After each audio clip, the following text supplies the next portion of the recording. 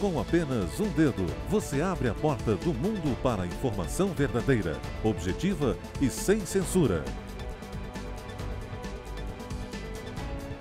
Com apenas um dedo, você se junta a esse compromisso. Você vê o resultado de nosso trabalho, a sua nova visão do mundo. Mundial Telenotícias Brasil.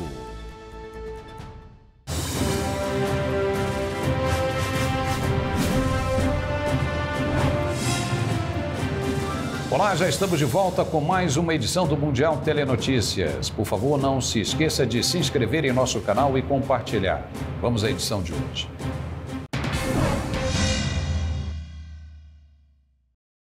A Rússia incluiu a gigante americana Meta, dona do Facebook e Instagram, na lista de organizações terroristas e extremistas. A decisão coloca a empresa no mesmo nível que grupos radicais internacionais e grupos de oposição na Rússia, abrindo caminho para ações judiciais contra os usuários das redes sociais. A Rússia classificou oficialmente a empresa Meta como uma organização terrorista e extremista.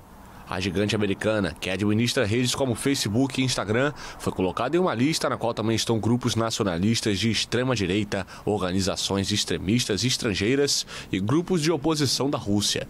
A decisão abre caminho para a abertura de ações judiciais contra os usuários. No dia 10 de março, a Meta anunciou que suas plataformas iriam permitir publicações que contivessem mensagens como morte aos invasores russos, desde que não ameaçassem civis. A empresa esclareceu que a medida se aplicaria apenas a usuários que publicassem a partir da Ucrânia. Desde março, os usuários de internet na Rússia não conseguem acessar o Instagram e o Facebook. Muitos usam redes privadas virtuais, as chamadas VPNs, como alternativa para entrar nas redes sociais.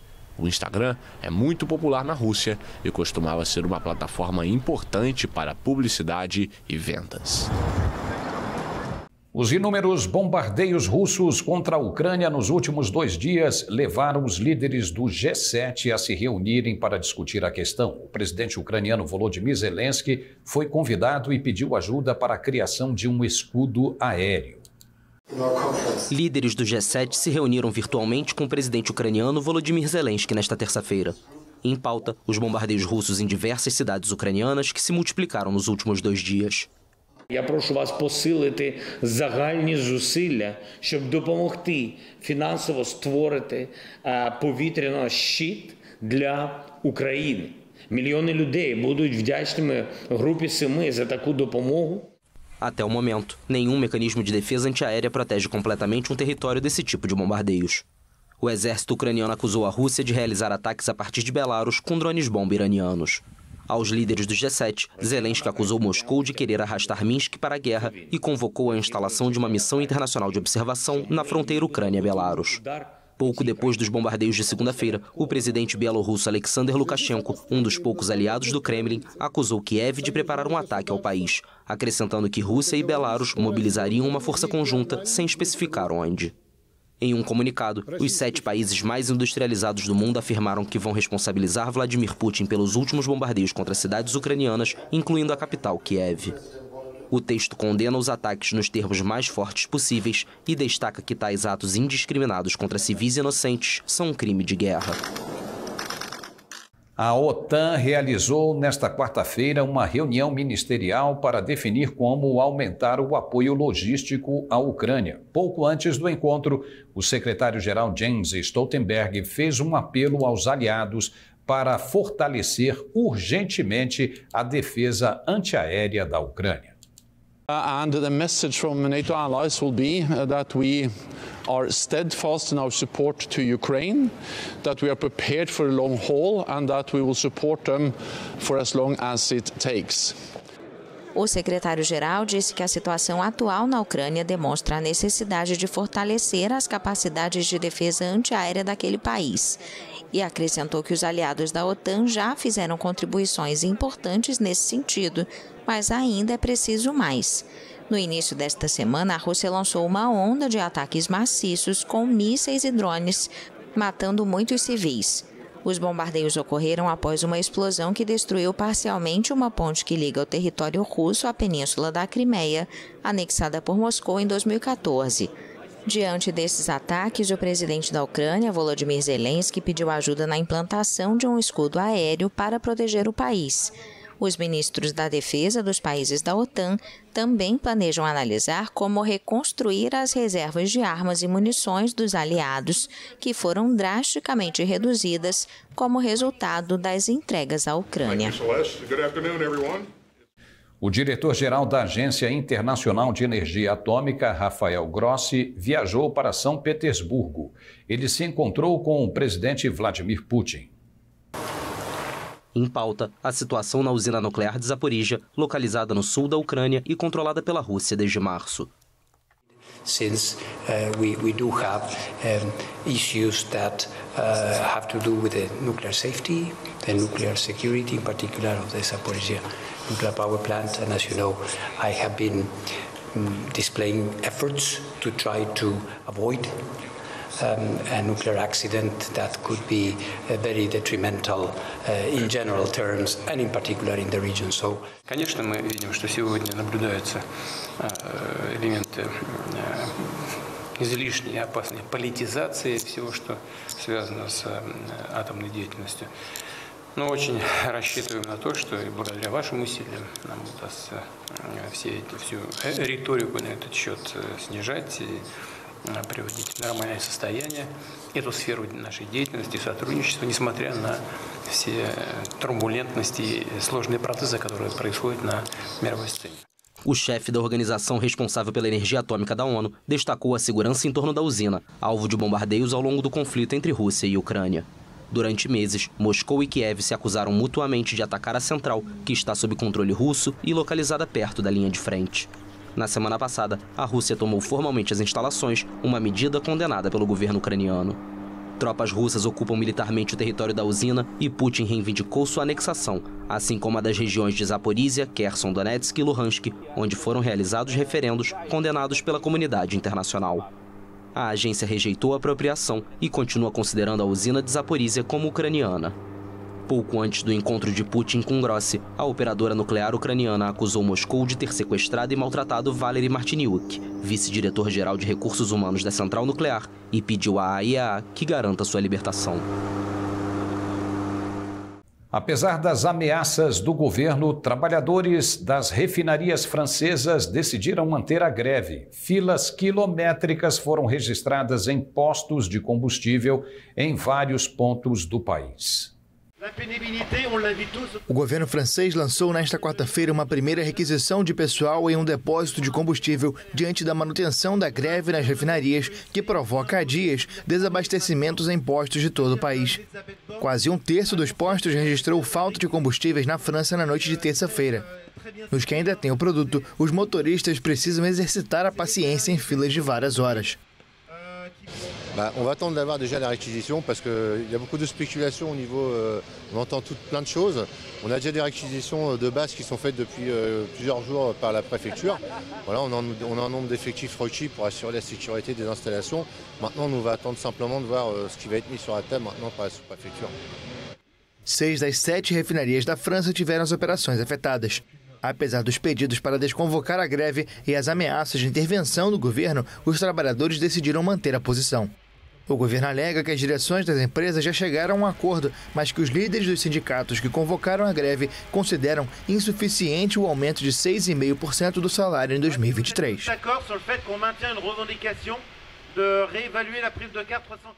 Um foguete japonês se autodestruiu após um lançamento fracassado. A aeronave transportava vários satélites que seriam colocados em órbita. O lançamento de um foguete japonês que transportava vários satélites fracassou nesta quarta-feira e a nave teve que ser destruída após a decolagem. As informações são da Agência de Exploração Aeroespacial do Japão, que sofre assim um grave revés em seu programa espacial. Este é o primeiro lançamento fracassado desde 2003 e a primeira falha do foguete Epsilon, movido a combustível sólido, que está em operação desde 2013. Desde então, foram 5 lançamentos bem-sucedidos. A agência interrompeu abruptamente a transmissão do lançamento ao vivo do Epsilon 6 do Centro Espacial na região sul de Kagoshima. Após o fracasso da missão, pedaços do foguete caíram no mar a leste das Filipinas. O foguete deveria lançar vários satélites em órbita e foi projetado para um lançamento de 3 estágios. A Agência Espacial Americana, a NASA, anunciou que conseguiu desviar a trajetória de um asteroide. Uma nave da missão DART se chocou voluntariamente em 26 de setembro com o asteroide Dimorphos e conseguiu deslocá-lo. And so today, NASA confirms that DART successfully changed the targeted asteroid's trajectory. Segundo Bill, já teria sido considerado um grande êxito reduzir a órbita em cerca de 10 minutos. A missão foi considerada um grande teste da capacidade da humanidade de se proteger de uma possível ameaça. Dimorphos, localizado a 11 milhões de quilômetros da Terra no momento do impacto, tem cerca de 160 metros de diâmetro e não representa nenhum perigo para o planeta. A missão, sem precedentes de defesa planetária, é a primeira a testar essa técnica e permitiu à NASA treinar para a possibilidade de um dia um asteroide ameaçar atingir a Terra. O proclamado rei em setembro, Charles III, vai ser oficialmente coroado no dia 6 de maio. A cerimônia vai acontecer na abadia de Westminster, celebrada pelo bispo, o arcebispo de Canterbury. A cerimônia de coroação do rei Charles III foi marcada para o dia 6 de maio na abadia de Westminster, em Londres. O monarca de 73 anos foi proclamado rei em setembro após a morte da mãe, Elizabeth II. De acordo com o Palácio de Buckingham, o soberano vai ser ungido, benzido e consagrado pelo arcebispo de Canterbury, responsável pelo serviço. A esposa, a rainha consorte Camila, também vai ser coroada na ocasião.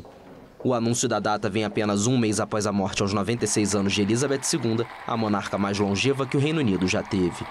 Charles III, durante muito tempo um dos membros menos populares da família real britânica, viu sua aceitação disparar até 70% depois de chegar ao trono. Ainda assim, segue muito atrás do filho mais velho William, de 40 anos, e a esposa Catherine, favoritos dos britânicos com uma popularidade de mais de 80%. E agora um rápido intervalo e já voltamos. Quando você precisa saber rapidamente o que está acontecendo nos lugares mais remotos do planeta, só existe um lugar em sua própria língua. Mundial Telenotícias Brasil, sua nova visão do mundo.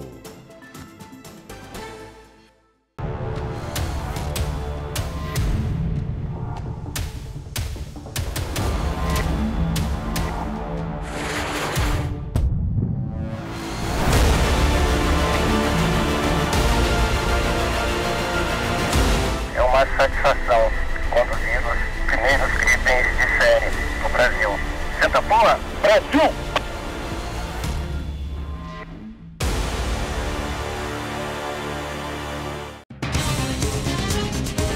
É uma questão de tempo antes que você ouça a notícia. Depois de ouvi-la, você terá todas as notícias em nossa língua. Agora existe uma nova visão do mundo e um novo lugar para acompanhá-lo.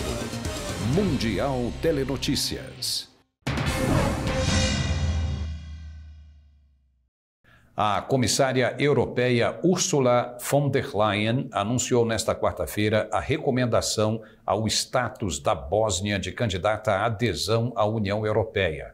Este é o primeiro passo de um longo processo que pode demorar anos. A Comissão Europeia anunciou nesta quarta-feira que recomendou que os países da União Europeia concedam à Bósnia e Herzegovina o status de candidato à adesão ao bloco, o primeiro passo de um longo processo. O comissário europeu para ampliação comentou que a concessão do status é um momento histórico para o país, que deve aproveitar a oportunidade e prosseguir com as etapas identificadas na recomendação. O último país a ter o status concedido foi a Ucrânia, em junho deste ano, junto da Moldávia. Nesta cúpula, vários países dos Balcãs manifestaram um desapontamento por continuarem na lista de espera. A Macedônia do Norte é candidato formal à adesão desde 2005, Montenegro desde 2010, Sérvia desde 2012 e Albânia desde 2014.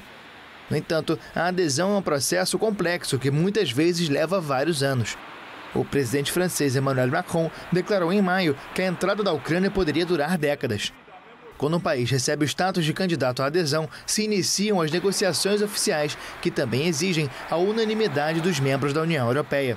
As negociações entre o país candidato e a Comissão Europeia abrangem 35 capítulos, com temas como a livre circulação de mercadorias, trabalhadores e capitais, justiça, liberdade, segurança, união aduaneira, fiscalidade, agricultura e meio ambiente.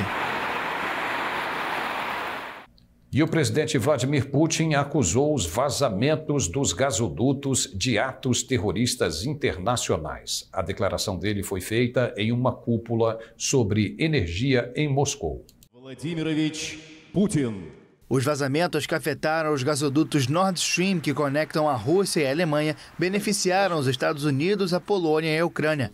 Assim garantiu o presidente russo Vladimir Putin nesta quarta-feira, durante um encontro sobre energia. Имею в виду, конечно, диверсию на магистральных газопроводах Северный поток-1 и Северный поток-2. Нет сомнения, это акт международного терроризма, цель которого подорвать энергетическую безопасность целого континента.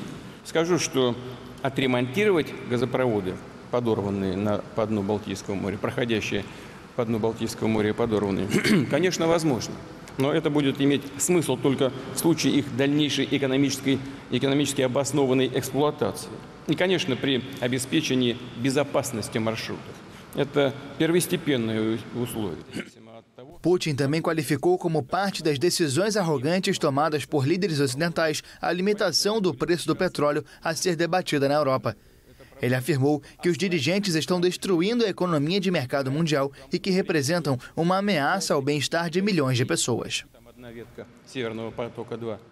Desafios de longo prazo não faltam, começando pelos setores mais tecnológicos, mas por enquanto a economia russa está mostrando resiliência diante das sanções ocidentais. Isso graças, em grande parte, às exportações de petróleo e gás.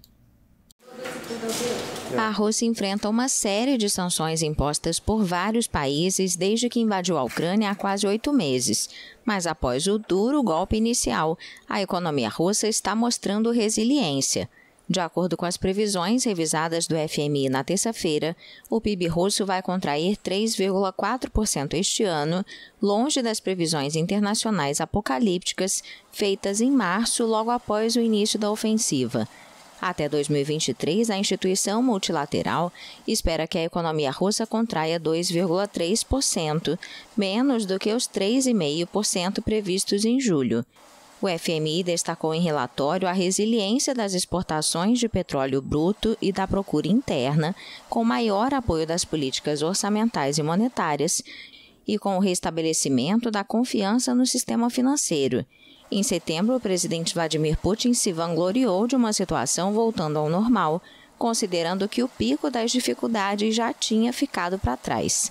A fratura diplomática e econômica com o Ocidente acelerou a reaproximação da Rússia com a China e os dois países já anunciaram que seus contratos de entrega de gás serão pagos em rublos e yuans, uma vitória para Moscou, que quer reduzir a influência do dólar em sua economia. Mais manifestações foram convocadas no Irã para protestar contra a repressão violenta. Pelo menos 100 pessoas já morreram nas manifestações. Os iranianos foram convocados a sair às ruas nesta quarta-feira para denunciar a sangrenta repressão aos protestos desencadeados há quase um mês pela morte de Mahsa Amini, que já fez mais de 100 vítimas. Um folheto distribuído por ativistas e postado nas redes sociais pedia para que os manifestantes fossem à voz de Sanandaj, capital da província do Kurdistão, onde a jovem nasceu e que se tornou palco dos maiores protestos e de uma forte repressão. Apesar das centenas de prisões, o movimento não parece perder força. Os atos foram desencadeados em meados de setembro, depois da morte da jovem, uma curda iraniana de 22 anos, que tinha sido presa 3 dias antes pela polícia moral, depois de supostamente violar o rígido código de vestimenta imposto às mulheres. A justiça informou que indiciou 125 pessoas presas durante os distúrbios. Adolescentes também se juntaram ao movimento, com meninas desafiando a polícia ao retirar os véus obrigatórios para as mulheres. A Sociedade Iraniana para a Proteção dos Direitos da Criança denunciou que quase 30 teriam sido mortas na repressão. As autoridades impuseram restrições ao acesso à internet, o que dificulta o trabalho de investigação de órgãos independentes. Às vésperas do Congresso do Partido Comunista, a China faz uma exposição para enaltecer o presidente Xi Jinping. A expectativa é que ele fique à frente do país por mais um mandato. Em Pequim, uma exposição do Partido Comunista, que inclui mísseis balísticos, robôs desinfetantes ou amostras lunares, celebra 10 anos de sucesso da China de Xi Jinping, que está prestes a voltar a ocupar um terceiro mandato sem precedentes. No poder desde 2012, o presidente chinês deve ser reeleito como chefe do maior partido do mundo e, portanto, do país, no 20º Congresso do Partido Comunista da China, que começa no domingo.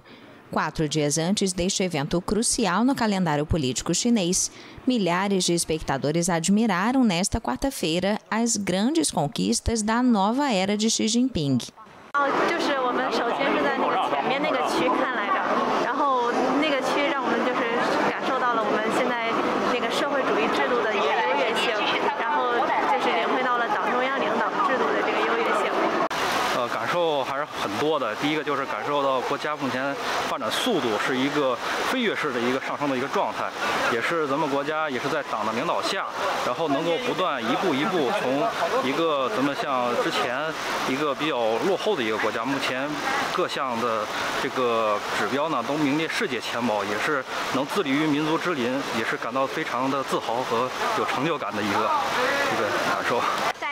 A exposição examina os sucessos do partido na vida cotidiana chinesa, bem como suas proezas tecnológicas, mas deixa de lado algumas decisões de Xi Jinping que despertaram a ira dos países ocidentais, como a repressão às manifestações pró-democracia em Hong Kong ou os centros de formação em Xinjiang, suspeitos de servirem para internar a minoria muçulmana uigur.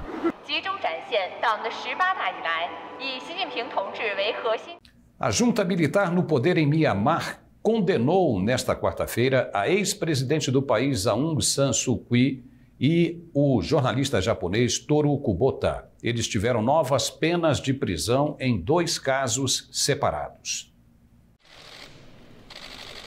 A vencedora do Prêmio Nobel da Paz em 1991 foi condenada a 2 penas de 3 anos que foram combinadas. Ela foi considerada culpada por aceitar $550 mil em propina de um empresário local em mais um capítulo do julgamento denunciado como político pela comunidade internacional. Os advogados da ex-líder afirmaram que Suu Kyi está em bom estado de saúde e vai recorrer da sentença. Ela já tinha sido condenada a 23 anos de prisão por vários motivos, entre eles fraude eleitoral e corrupção. Toru Kubota, de 26 anos, foi preso no final de julho enquanto cobria um protesto contra a junta em Yangon e foi condenado a 3 anos de prisão por violar a lei de imigração. A junta de Mianmar está sob críticas da comunidade internacional desde que mergulhou o país em um conflito civil depois do golpe militar de fevereiro de 2021. Presa na época do golpe, que encerrou uma década de transição democrática, Aung San Suu Kyi foi colocada em confinamento solitário no final de junho. Mais de 2.000 civis foram mortos pelas forças de segurança desde o golpe. A Procuradoria do Peru apresentou denúncia constitucional contra o presidente Pedro Castillo. O documento foi entregue ao Congresso pelo Ministério Público. Apresento queixa constitucional contra José Castillo como suposto autor de crimes contra a tranquilidade pública na forma de organização criminosa, agravados por sua condição de líder, escreveu a procuradora do país, Patrícia Benavides, em um documento publicado na conta do Twitter da instituição. O Ministério Público do Peru fez uma operação nesta terça-feira na casa da irmã do presidente Pedro Castillo em busca de seu sobrinho, acusado de pertencer a um grupo criminoso liderado pelo presidente. O presidente alegou que sua mãe, Mávila Terrones, de 77 anos, se recupera de uma cirurgia e acusou o MP de ter prejudicado a saúde da idosa, que precisou ser levada de ambulância para um hospital. A tese do Ministério Público é de que o presidente de esquerda dirige uma rede de lavagem de dinheiro e concessão de contratos de obras públicas integrada por seu entorno familiar e político. Castillo nega que sua família tenha cometido crimes e diz ser vítima de uma campanha para destituí-lo. Em seus 15 meses no poder, Castilho tem vivido sob o cerco do MP e o assédio de um Congresso dominado pela direita que exige sua renúncia. O exército de Israel informou a morte de um soldado perto da cidade de Nablus, identificado como Ido Baruch, de 21 anos. O homem foi assassinado a tiros em um ataque reivindicado pela Cova dos Leões. De acordo com o exército israelense, 2 agressores chegaram em um veículo e abriram fogo contra membros da Força da Defesa de Israel, no segundo ataque mortal contra as Forças Armadas em menos de uma semana. O ato foi reivindicado pela Cova dos Leões, uma coalizão difusa de milicianos palestinos que surgiu nos últimos meses. As forças israelenses foram em busca dos agressores perto de Nablus, verificando veículos na região. O ataque vem poucos dias depois que uma soldado foi morta a tiros em um posto de controle militar no leste de Jerusalém, anexado a Israel. As forças israelenses seguem procurando o suposto agressor, identificado pela polícia como um palestino de 22 anos residente na cidade. O leste de Jerusalém e a Cisjordânia estão ocupados por Israel desde a Guerra dos 6 Dias, em 1967. Os assentamentos de colonos construídos pelo Estado de Israel nos territórios ocupados são considerados ilegais pela maioria dos países da comunidade internacional. E por aqui ficamos com esta edição. Não se esqueça de se inscrever e compartilhar. Nos vemos de novo na próxima. Forte abraço e até lá. É uma questão de tempo antes que você ouça a notícia. Depois de ouvi-la, você terá todas as notícias em nossa língua. Agora, existe uma nova visão do mundo e um novo lugar para acompanhá-lo. Mundial Telenotícias. Preparados. Sempre em prontidão. Os militares brasileiros estão prontos para defender o país. Integrando as ações das Forças Armadas, o Ministério da Defesa garante a soberania nacional, promove inovação tecnológica e, nos momentos críticos, assegura a assistência que o país precisa. Ministério da Defesa. 22 anos integrando forças pelo Brasil. Agora existe uma nova visão do mundo e um novo lugar para acompanhá-lo. Mundial Telenotícias.